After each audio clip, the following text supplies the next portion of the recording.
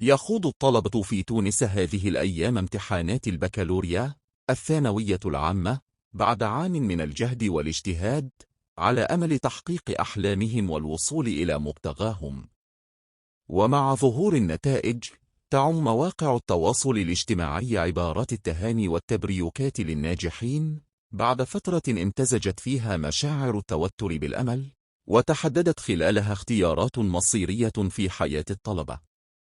وفيما يتعلق بأهمية شهادة البكالوريا، عبرت المؤثرة التونسية ضحى العريبي عن رأي مختلف، مشككة في أهمية الشهادة ذاتها ودورها في تحديد مستقبل الطالب.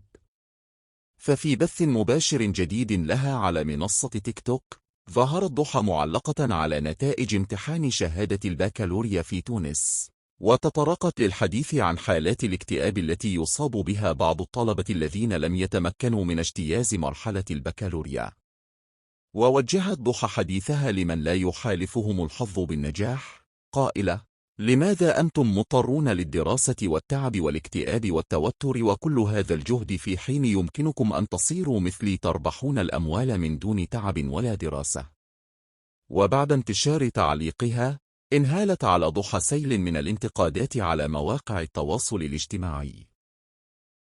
واعتبر كثيرون أن تصريحاتها تحمل استخفافا بجهود الطلاب وأسرهم وتحقيرا للنجاح الدراسي وتبخيسا لقيمة التعليم، فضلا عن تشجيعها في المقابل على الكسل والبحث عن الربح السريع دون اجتهاد أو مؤهلات علمية.